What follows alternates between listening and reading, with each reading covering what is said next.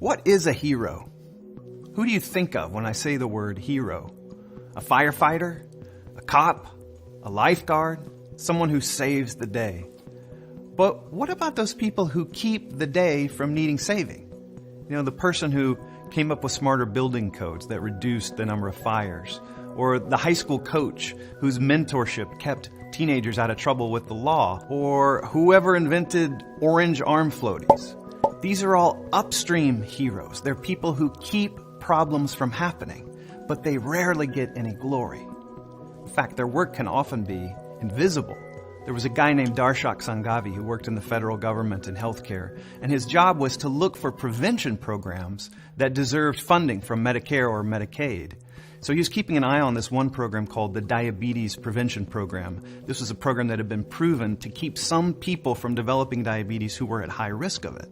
So to get these programs funded, Sanghavi has to prove two things.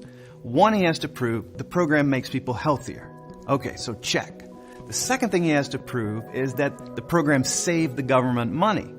Well, that looks pretty good too, because treating chronic diabetes is very, very expensive. And so if you can keep people from developing that, you're going to save a bundle. So Sanghavi goes to the federal actuaries. He makes his case to them to certify this as a cost-saving program. And they say, no, we can't certify as a cost-saving program. And the reason why is this program extends people's life. And when people live longer, their health care costs more. That's not a sick joke. That was the official logic of the federal government. And by that logic, the notion that extending someone's life should count against the program, no doubt some of the highest scoring programs in history were chain smoking and unplugging traffic signals and organic skydiving. So Sanghavi and his boss, they make an appeal to the chief actuary. This is in late 2015. And then just before Christmas, something amazing happens. A memo gets delivered to the chief actuary. It's from one of his own people, somebody on the cusp of retirement.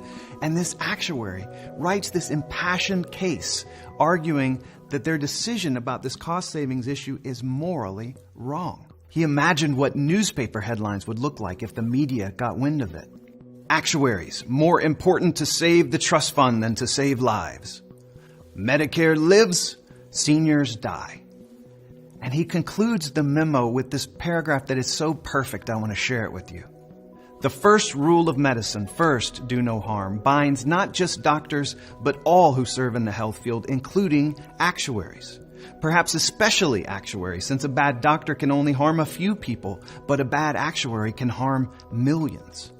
Calculators are appropriate for determining how much doctors and hospitals should be paid. Calculators are not appropriate for determining how long people should be allowed to live. Justice prevailed. The chief actuary reversed the decision, and now extending people's lives can no longer count against prevention programs in computing their cost savings. The diabetes prevention program was funded. And to me, that makes this actuary a hero. It makes Darshak Sanghavi a hero. And look, I get it. No one's ever going to write a screenplay about this story. There's no dramatic rescue. There's no gunfight. There's no airlift. This was just a change in some language in a federal rule book somewhere. But that little change matters. It's going to save and extend people's lives. It's going to keep people from getting diabetes who otherwise would have. And that's what upstream success looks like. It's quiet, but powerful, with ripple effects that extend across time. So even as we celebrate the rescues and the recoveries in the world, we should also celebrate our upstream heroes, the people who stop problems from happening.